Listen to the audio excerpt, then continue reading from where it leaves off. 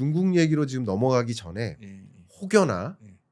중국으로부터 우리가 워낙 중국에 대한 의존도가 높으니까 예.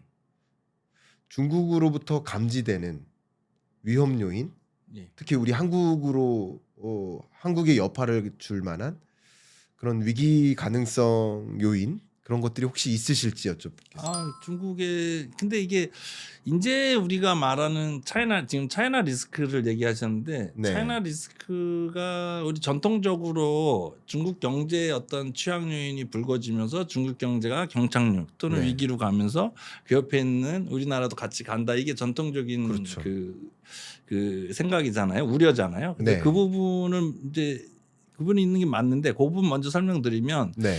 지금 중국에는 지금 민간 부분이 굉장히 지금 취약합니다. 민간 부분이 굉장히 취약한데 그 원인은 그 과거에 팬데믹이 발생하면서 우한 봉쇄부터 시작해서 그게 이제 상해 봉쇄까지 2022년에 상해 봉쇄가 되면서 그 민간 기업들의 어떤 투자나 기업 심리 또는 민간 소비 심리가 완전히 위축이 됐어요. 그 네. 트라우마가 아직까지 오고 있습니다. 해소가 네네. 되고 있지 않는 상황이고 두 번째 또 2021년에 뭐 알리바바나 기업들을 규제한 거 있잖아요. 사교육 규제, 알리바바 이런 벤처 기업들 규제한 거. 이 두 가지 요인이 같이 지금 맞물려서 민간 부분이 회복되고 있지 않아요. 그래서 트럼프 1기 때는 오히려 민간 투자나 민간 기업 뭐 소비나 이런 게 좋았는데 지금 그 부분이 훨씬 그때부터 많이 안 좋아지는 상황이고 또 하나 말씀드리면 우리보다 더 심각한 건 부동산 시장이 지금 3년 연속 3년이 좀 넘었죠. 그 마이너스를 가격 하락세를 지속하고 있는데 이거는 역대 그 대내외 위기 어느 때보다도 더 깊고 넓은 장기간에 걸친 하락폭입니다. 그래서 그리고 또 그게 좀 특이한 점은 보통 중국의 부동산 시장은 중국 정부의 정책에 따라 활성화하면 올라가고 좀 이렇게 억제하면 내려가고 그랬는데 지금 활성화 정책을 해도 지금 좀 내려가고 있는 그런 상황인데 물론 이제 작년 말부터 약간 이제 가격 하락폭이 축소됐고 거래량은 좀 늘고는 있어요. 그렇지만 그 폭과 그동안에 3년 넘게 이 이례적인 이런 하락폭은 과거 일본의 그 잃어버린 20년과 유사한 현상을 보이고 있어서 이런 민간 부분과 부동산 시장에 맞물린 것이 중국 경제에서는 트리거고 여기에 미국 트럼프까지 가세해서 이렇게 같이 외수까지 줄였을 때 이런 어떤 더 경제 심리에 위축될 수 있다는 점에서는 상당히 우려되는 요인이 되고 있습니다. 네. 중국 경제에 대해서 이렇게 말씀 주셨는데 잃어버린 20년에 해당하는 네. 일본식 장기 경기 둔화 이런 현상에 놓여 있다. 부동산 시장은 라고 이제 진을 해 주셨습니다. 네. 그 부분에 대해서 제가 좀 추가적으로 논의를 좀 들어가 보고 싶습니다. 그러니까 중국 경제를 보면 어떤 분들은 중국 끝났다, 망했다 이렇게 말씀하시고 또 어떤 분들은 중국 위협적이다, 중국 너무 무섭다. 특히 뭐 저희가 얼마 전에 기재부 회의에서 네, 네. 했을 때도 과잉 생산, 뭐 서구는 과잉 생산이라고 칭하죠. 그게 위협적이고 그것으로 인해 서구 주요 뭐 자동차 기업들이나 다 힘들어지는. 과잉 생산이 이제 일반 전통 산업에서 첨단 산업으로 넘어간 거죠. 그렇죠, 그게 이제 그렇죠. 위협적이라는 거죠. 그렇죠. 그런 얘기가 있는 거죠. 그래서 이제 말씀을 논하고자 하는 건 뭐냐면 저는 이것을 두 분 다 맞다. 그러니까 이렇게 말씀하시는 분도 맞고 이렇게 말씀하시는 분도 맞다. 근데 저는 어떻게 보냐면 두 분 다 맞는데 두 분이 다른 데를 보고 계시다. 맞습니다. 예. 제가 굳이 정의를 한다면 중국의 GDP를 쪼갰을 때 일부는 이제 구경제, 일부는 신경제인데 부동산과 관련된 혹은 내수와 관련된 이런 구경제를 보면 정말 끝난 것 같고 망한 것 같고 잃어버린 20년 온 것 같고 근데 신경제적인 측면을 보면 로봇 산업, AI 뭐 그밖에 여러 뭐 재생에너지, 전기차, 배터리, 반도체까지 네, 정말 무섭거든요. 근데 맞습니다. 신경제는 또 그렇다. 저는 이렇게 구분을 하고 있습니다. 부장님은 혹시 어떻게 보고 계십니까? 저도 동의합니다. 동의하고요. 네. 저랑 네. 생각이 비슷한 생각이 것 왜 이렇게 같아서 우리 비슷하시죠? 짠 거 아닙니다. 짠 거 아닙니다. 짠거 아니고 저희 비슷하고 토론인데 지금 중국 경제가 망하느냐 아니면 위협적이냐 둘 중에 하나를 저보고 택하라 그러면은 네. 저는 둘 다 있는 거 맞지만 위협적이라는데 더 무게가 무게를 더 실고 있습니다. 아, 네네. 저는 그렇게 보고 있습니다. 우리가 중국을 정의하려면 예, 그렇습니다. 근데 약한 고리를 보자면 분명 약한 고리는 있다. 예, 양극화죠. 중국 그렇죠. 경제가 양극화가 심합니다. 기업도 지금 말씀하신 것처럼 무슨 AI 딥시크부터 시작해서 뭐 5G, 6G, 항공 우주, 양자 컴퓨터, 신재생 에너지는 뭐 말할 것도 이미 중국이 다 쓸었고요. 네. 뭐 이런 것은 굉장히 지금 앞서져 있고 미국과 지금 자웅을 겨룰 정도로 와 있어요. 실제로. 네, 네, 근데 네. 아직도 그걸 인정 안 하시는 분들이 많이 있고 네. 그런 와중에 적자 기업 수는 또 역대 최고치를 기록하고 있어요. 아. 그게 뭘 의미하냐? 네. 이 적자 기업 수 최고치를 의미하는 게 뭘 의미하냐? 전통 산업의 구조조정이 있죠. 네. 있지만 그만큼 가혹한 경쟁에 노출돼 있는 거예요.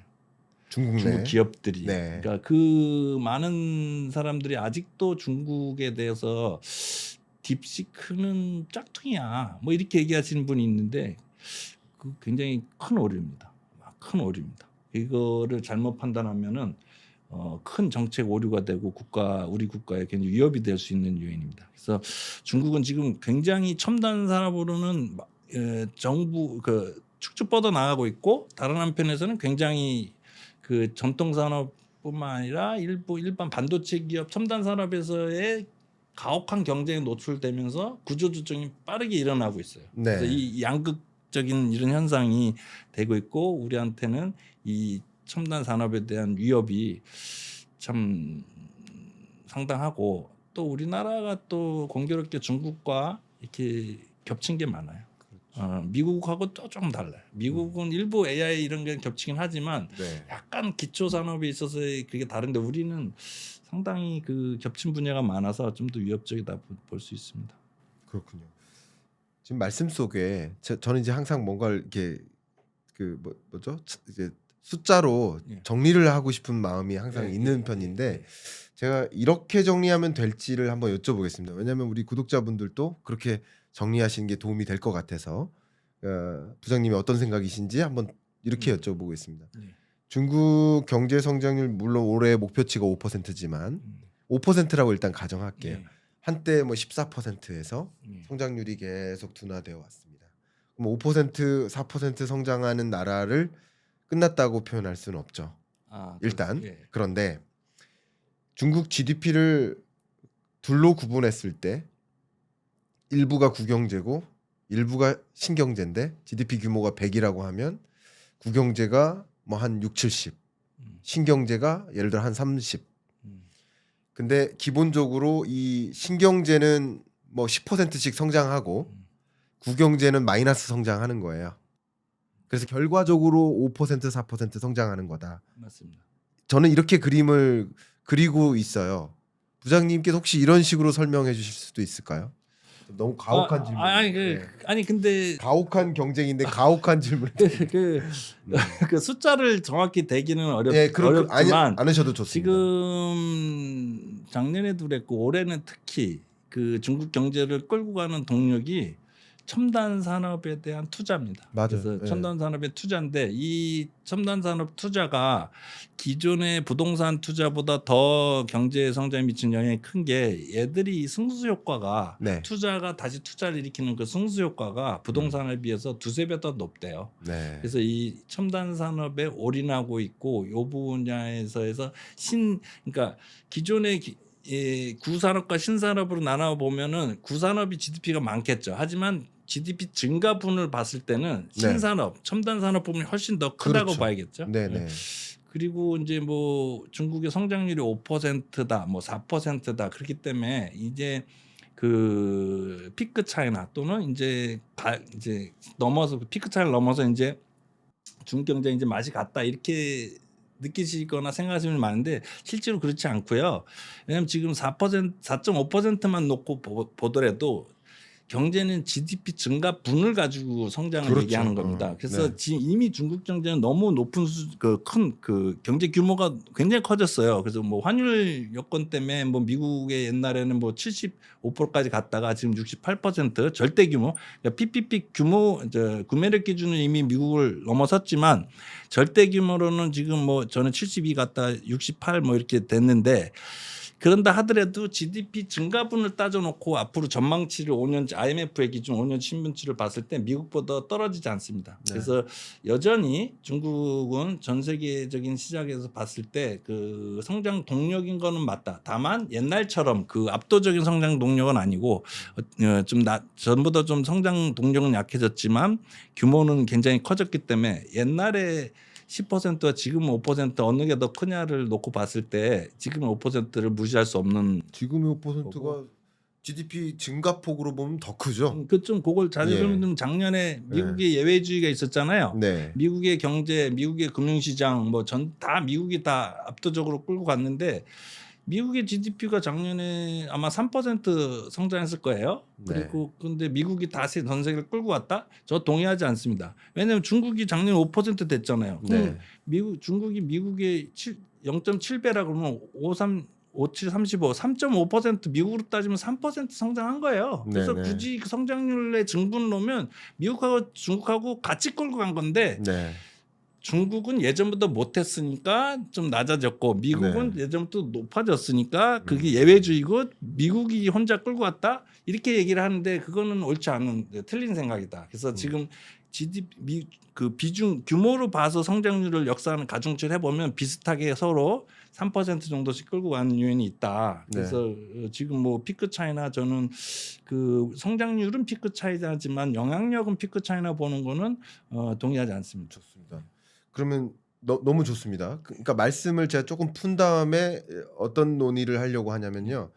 푼다면 우리 GDP의 10배 정도잖아요. 중국 GDP가. 그렇죠. 10배 됩니다. 모든 다 10배 됩니다. 10배 정도 되는데 그 10배 정도 되는 그 GDP의 나라가 근데 5%씩 GDP가 커지고 있는 거잖아요. 그렇죠. 예? 근데 우리나라는 지금 1% GDP가 예. 증가하고 있는 1%. 거고요. 그러니까 참 하여튼 그런 상황인데 그러면 이렇게 여쭙겠습니다.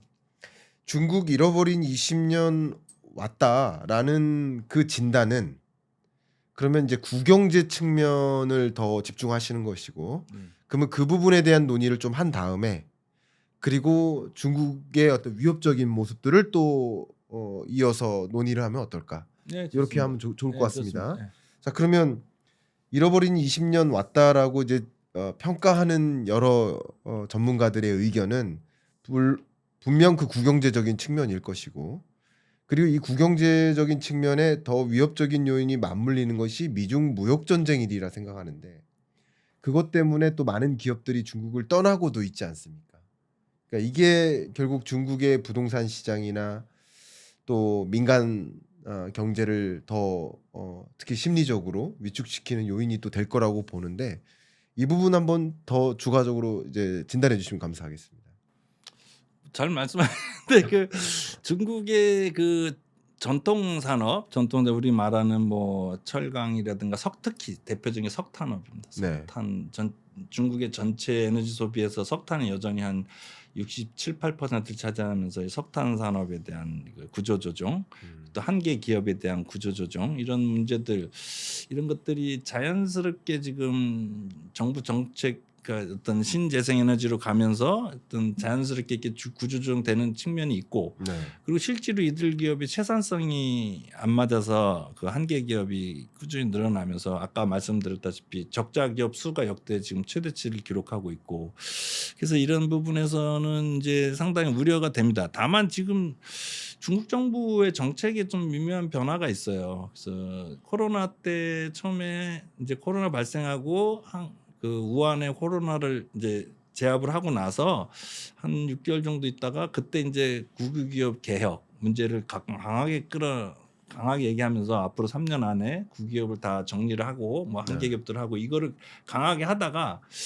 가만히 보니까 지금 이게 어떤 지방의 작은 소도시에 가면 기업 하나가 이런 허접한 그 한 개 기업 하나가 고용을 다 하고 있는 거예요. 고용을 다 하고 있고 그 미치는 영향이 너무 큰 거예요. 심지어 좀 오버하면 한 개 기업 하나가 전체 고용의 절반을 하는 경우까지 심지어 있어서 작은 시 예, 작은 현이나 시의 네. 고용의 절반 이상을 그 기업 하나가 전통 기업이죠. 네. 그러니까 이런 부분의 한계성에 대한 이 현실성을 느끼고 중국 정부가 요즘은 첨단화가 전통 산업도 첨단화하자 이런 정책으로 돌아섰습니다. 그래서 전통 산업도 과학 기술에 접목시키고 그것도 무슨 로봇을 활용한다든가 뭐 이런 식으로 좀 가고 있어서 그런 상황이라 좀 그것도 좀 격변기에 있지 않나 이렇게 보고 있습니다. 그러시군요. 예. 그러면 제가 방금 가장 이제 중국 경제를 예의주시해야 될 한 가지 부분이 차이나 엑소더스 현상 아닌가 생각합니다. 근데 더군다나 이제 4월부터 미국이 관세 전쟁을 더 강하게 드라이브를 걸다 보면 어쨌든 많은 기업들이 하는 액션 중에 하나가 그래 미국에 공장 지을게, 가동률 미국에서 가동을 더 많이 할게, 이런 액션도 많이 있겠지만 일단 이 무역 전쟁의 본거지, 그러니까 트럼프 행정부가 타겟으로 하고 있는 그 국가는 곧 중국일 테니까. 그렇습니다. 예, 지금 예. 그러니까 기업들은 이제 살려고 중국을 떠나는 거죠. 그러니까 미국 기업들도 떠나고 국내외 많은 기업들도 중국을 떠나는 현상이 이미부터 있었는데 이 현상이 어느 정도라고 혹시 체감하십니까? 예, 떠난다. 근데 지금 저는 좀 약간 생각이 다른데요. 네네. 떠날 기업은 이미 다 떠났습니다. 떠날 기업은 다 떠났다. 다 떠났어요. 네. 전통 산업에 대한 투자, 옛날에 인건비 따먹기에 갔던 기업들은 다 나왔고 네. 지금은 남아 있는 기업들은 그 중국 내에서 중국의 그 효율성, 부품 산업, 산업 클러스터에 대한 효율성. 예를 들어서 TV를 하나 만들면 TV에 들어가는 각종 부품들을 네. 같이 쭉 생산하는데 그게 다 그 군으로 형성돼 있어요. 네. 그 클러스터라고 본다. 그 클러스터인데 그게 효율성이 너무 좋아요. 그래가지고 지금 저도 LG 전자 출신인데 LG 전자에서 갈 기업은 이미 몇 년 전에 갔고 남아 있는 기업들은 그 효율성 때문에 못 가고 있다. 네. 그래서 앞으로도 갈 생각이 없고 그 남아 있는 그런 상황이고. 네. 그 좀 다른 얘기로 빠지면 뭐 베트남으로 우리가 생산 기지를 옮겼잖아요. 근데 이제 실제로 그 L 기업의 경우 베트남에서 공장 옮겨서 생산하지만 실제로 거기에 생산하는 부품의 60% 정도 중국에서 다시 가져와요. 그만큼 중국이 그 산업이 효율성이 좋고 네. 가성비가 좋고 품질도 좋다는 얘기예요. 네. 그래서 그런 어떤 지금 엑소더스의 문제는 추가로 들어가기 부담스러운 거지 기존의 그 엑소더스까지 표현하기에는 이미 그 시대는 지나서 지금 들어가고 있는 기업들은 대중국 FDI죠. Foreign Direct Investment. 그 안에 있는 것들은 첨단 산업 또는 서비스업 중심으로 재편이 이미 됐습니다. 네. 그래서 지금 제조업 투자 비중은 한 30% 정도밖에 안 되고요. 나머지는 서비스업. 그 중에서는 미국, 일본 이런 선진국들이 많이 지금 차지하고 있어서 어떤 기존의 투자는 전통적인 투자는 이미 멈췄고 그게 지금 바뀌어져 있는 상황이고 다만 이제 외국인 직접 투자 전체적으로는 좀 줄고 있는 거죠. 금년에 그렇죠. 작년에 줄고 올해도 줄고 뭐 이런 그렇죠. 상황인데 나가는 거는 아마 지금 그건 쉽지 않다. 왜냐? 중국 내수 시장이 있고 또 중국에 대한 그 부품에 대한 그 효율성이 워낙 좋아서 그 두 가지 측면에서는 나가지 못할 것이다라는 게 있고 실제로 미국 기업의 중국 매출 비중이 매출액이 얼마인지 아세요? 미국 기업의 미국 기업의 중국 내 매출이 예. 한 7,500억 달러 정도 되거든요. 네. 연간 매출이. 예. 그거는 그러니까 이 매출이란 거는 미국 기업이 수출이 아니고 진출해서 거기서 일어나는 예. 매출을 얘기하는 겁니다. 네. 그래서 작년의 경우는 한 7,500억 달러 정도로 추정이 되는데 이거는 중국의 대미 수출 약 5천억 달러보다 많은 규모이기 때문에 그 막대한 시장 때문에 미국 기업들이 못 나가고 있다. 이렇게 보시면 될 겁니다. 뭐 아시다시피 엔비디아, 뭐 퀄컴, 애플 다 중국 매출의 비중이 25% 이상 되잖아요. 네. 그러니까 뭐 그런 측면에서도 또 여전히 아까 말한 양극화가 있지 않는가 이렇게 다른 좋습니다. 그러면 그러니까 이 해외 직접 투자 유입액이 감소하는 것은 이제 매년 감소하고 있는데 감소하고 있는 그 현상은 추가적으로 중국 내 공장 증설이 어려운 거죠. 어려운 것이고 예, 예. 기존에 이미 있던 공장은 열심히 가동하고 있다. 추가적인 엑소더스는 안 일어나고 있다. 이렇게 현재로서는 그런 측면이 더 강하다고 봐야죠. 그럼 빠져나올 만큼 다 빠져나갔죠. 다 빠져나가고 관세 부과로 인해서 추가 뭐 이탈 압력이 있는 건 맞는데 네. 이 관세라는 거는 좀 우리가 생각해 봐야 되는데 이게 과연 항구적인가에 대한 퀘스천이 있습니다. 그래서 트럼프의 관세 정책이 과연 항구적인가? 그 항구적이지 않고 중간에 1년 또는 2년 안에 완화되거나 축소될 수 있다면 그거에 맞춰서 장기 전략을 수립하는 건 옳지 않다. 그러니까 관세가 지금 올라갔으니까 이제 다 공급망이 다 재조정될 거야. 다 미국으로 가고 중에서 나오고 이렇게는 보면 안 된다는 거고 그렇게 일시적인 현상에 따른 장기 계획 수립은 굉장히 위험하다.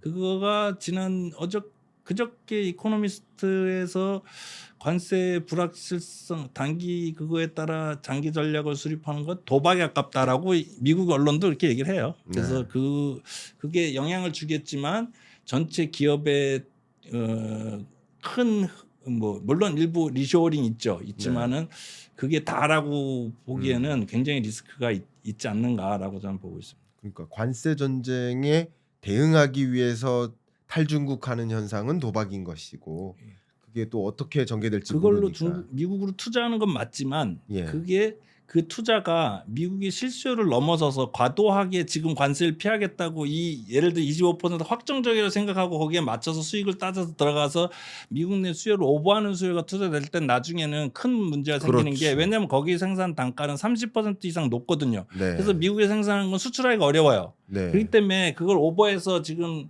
그 투자한다는 거는 도박에 가깝다. 그래서 그거는 잘 그 상황 봐서 실수요 내에서 또는 장기로 몇 년간 투자한다고 해놓고 그 관세 상황에 따라서 우리도 유연하게 초기 1, 2년 투자하고 유연하게 움직여야지 그거를 확정적으로 놓고 장기 전략으로 봐서 중국 전략이든 미국 전략이든 같이 한다는 거는 상당히 위험한 요인이다라고 저는 보고 있습니다. 좋습니다.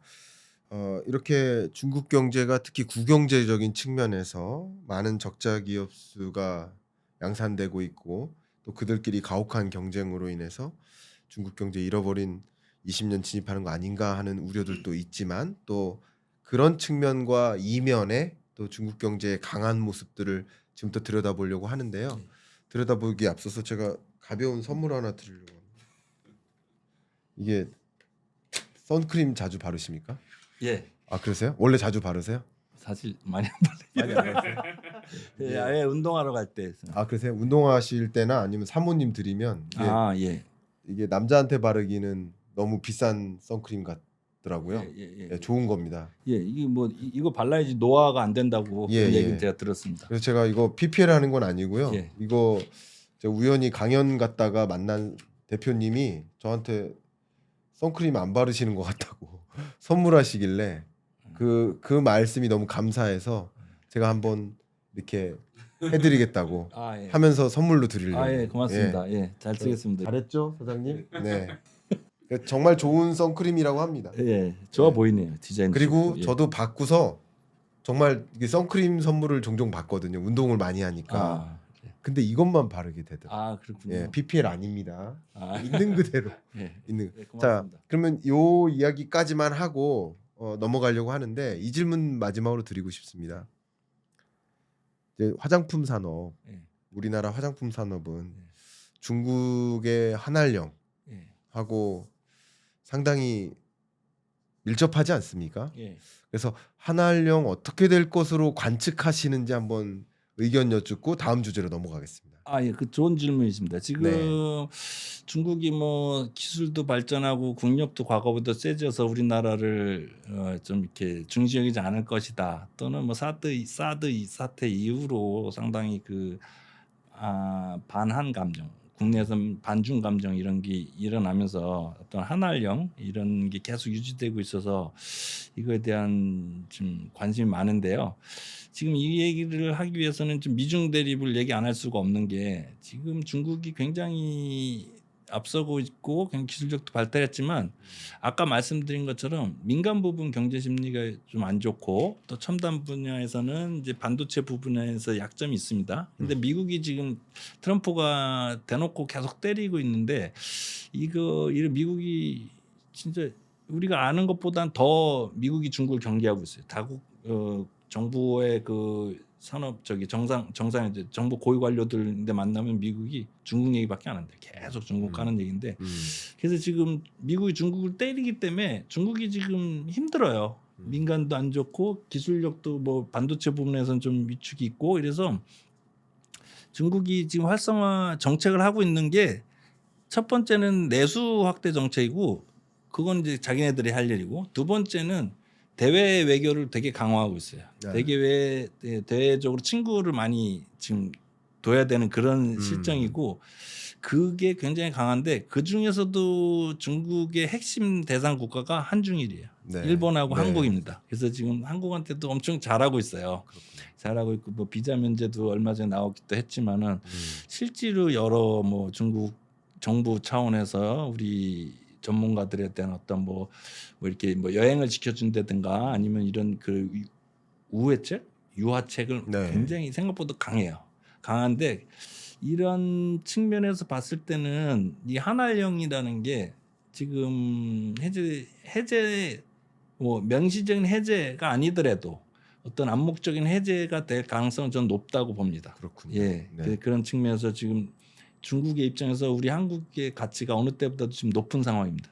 아직은 반도체에서 우위를 점하고 있기 때문에 그런 부분에서의 그 친화를 하기 위해서 우리나라 이게 한알령 할 가능성이 완화할 가능성이 있고 사실은 이 시진핑 주석이나 그 중국의 지도자들이 제일 싫어하는 게 사실 한류예요. 네. 한류가 중국으로 들어가서 어떤 영향을 미쳐서 이런 국민들한테 정신적인 문제 또는 경제적인 문제에 대해서 굉장히 경계하는데 지금 상황에서는 미국의 덕분에 좀 그 완화될 가능성이 있어서 저는 기대를 하고 있습니다. 좋습니다. 그 지정학적으로도 보면 미국이 워낙 러시아와 긴밀한 유대 관계를 형성해 나가고 있다 보니 중국이 지정학적으로 고민하는 것이 러시아와의 유대 관계를 잃게 될 가능성. 그러니까 중국 입장에서는 러시아가 아닌 그 밖에 다른 나라들과 뭔가 동맹국적 물론 동맹국이라는 표현은 좀 다르지만 좀 경제적인 유대 관계를 더 형성하고자 하는 의지를 표명하는 입장인 건 사실이다. 저도 이렇게 보고 있습니다. 저도 동의합니다. 그런 어떤 기류화에서 한알령이 이제 해제될 수 있겠다라는 기대감. 네, 예, 그러면 있습니다. 화장품 업계 같은 경우는 상당한 또 기대를 가질 수도 있겠네요. 아주 기대를 가져도 좋습니다. 다만 이제 그 화장품이라는 게 전에 한알령 이전에는 저희가 굉장히 압도적인 우위를 차지하고 있었어요. 근데 지금은 트렌드가 이 원재료를 수입해서 자기들이 만드는 그런 과정이 있기 때문에 그런 거는 감안해야 되는 걸로 보고 지금 러시아 관계 얘기하신 거는 러시아하고 중국하고는 이제 얼뜻 보기에는 혈맹처럼 보여지지만 사실은 둘 간의 관계에 굉장히 그 믿음이 없는 관계입니다. 그래서 아직 그렇죠. 그 전략적 그 어떤 혈맹 관계는 아니에요. 그래서 전쟁이 났을 때 자동으로 들어가는 관계가 아니고 지금 트럼프가 러시아하고의 이 관계는 분명히 그 자극을 주는 요인으로서 우리나라와의 관계를 개선시키는 그 요인이 되는 건 분명히 맞습니다. 좋습니다.